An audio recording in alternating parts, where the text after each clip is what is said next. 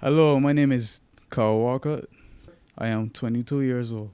Well, this started basically when I was a DJ at Lester Vaughan when I was 15 years old. I grew up with my family on music. Basically, we love a lot of dancehall, R&B, soca as well.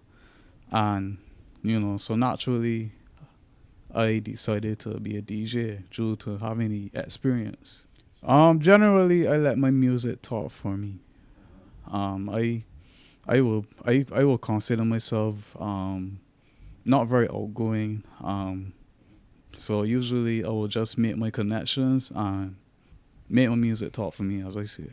Sometimes, late at night, I will just open up my laptop or go into the studio and just sit down and create a beat. And normally I will not finish until I think the beat is finished or I think it's enough. Anyone can create beats, honestly, to me, but obviously, there are some fundamentals you still have to learn and such, like learning rhythms, knowing your music theory, your notes, your pitches, what you're playing, etc. I study music in Lester Vaughan and BCC. Generally, what I try to do and what I would encourage is constructive criticism. So we will try to tell the person you have to do this and do this before you come back to do this. So we try to offer constructive criticism. We wouldn't shut you out, but when it gets to the point, we will definitely do it. When it comes to doing beats versus writing, so what I will do is I will listen to what someone is writing, and I will interpret it my way and put out a beat. Um, and sometimes it don't usually work out. Sometimes the writer wouldn't like it. You know, it's a different interpretation, so it just doesn't get finalized. It doesn't work out. This all leads to the fact that we have Kopova. Kopova, which focuses on soca music, primarily soca music. But I believe that we have talent in every other genre.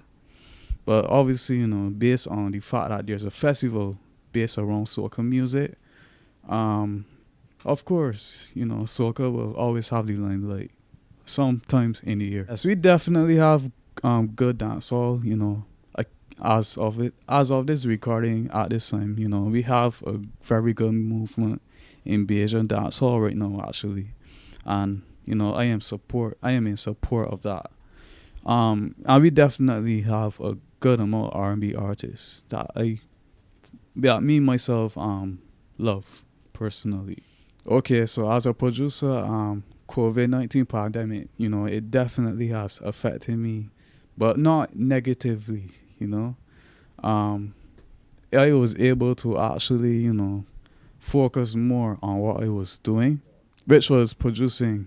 I was able to try new things as well. Because unfortunately, what led to the cancellation of Kopova, it allowed me to try other stuff. In terms of violence and positivity, I am definitely all in for doing positive music. Personally, I do not think it affects you know the actions of violence. It doesn't influence it, but definitely we can still produce positive music to still motivate people to do better. There's a thing called engineering as well, which definitely helps a lot when it comes to your work. So generally, we will usually, as me as a small studio, would send our stuff to mastering suites, and they will do their stuff. We will get it back, and it will be generally a bigger, better production in the end. The music program at BCC is very helpful. It definitely helped a lot when it comes to producing. I definitely will recommend it for musicians, who want to focus more on their instrument or their theory in general. If you want live instruments, let's have live instruments. If you want computer generated instruments. Anything works for me. Anything works. So I definitely have productions like that. I will say a few songs, for example, is Maroro's Handle It, Shaquille Darling, and Stiffy Talk Class Shocky. I reached out to Stiffy due to some remixes I have done for him before. He have heard of them. The remixes did well. And, I just randomly reached out to him one night at Comemere. I met Maroro through a songwriter called Alter Ego, who I met through basically my A&R at the time.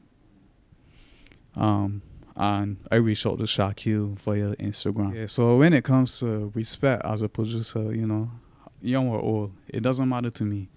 I think you should be defined by your quality, the quality of the work you do. Obviously, the quality of equipment, etc. Generally, the quality of what you do. I think it doesn't matter how experienced or inexperienced you are. Work with us. We put a lot of time into our work, so it's very helpful for us. It's very appreciated to us, if you invest into our time. I met Noise Boys, through artists actually. We have collab on a song, and that's how they reached out to me with opening arms. Okay, so I definitely recommend any young producer coming up who needs knowledge, who needs guidance, to definitely reach out to Noise Boys. They offer a lot. For now, I only produce, but this year I have actually co-wrote on my first track.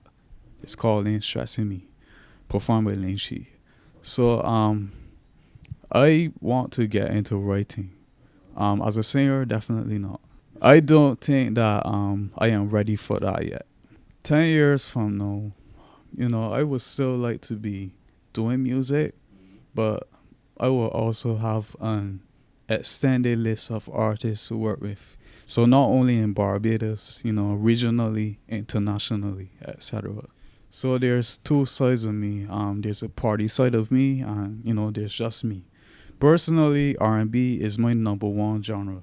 But when it comes to party, I like soca, dancehall, hip hop, anything.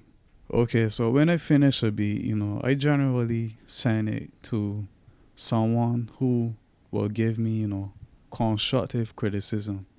Whether it's a yes or a no. If it's a no, I will be open to listening to what they have to tell me, what to change and what's not. I think we have to invest in our music more, give it more respect and a lot more than no. And it will definitely help push the music. I would like to see, more rotation, more streams on digital platforms, and yeah, generally more push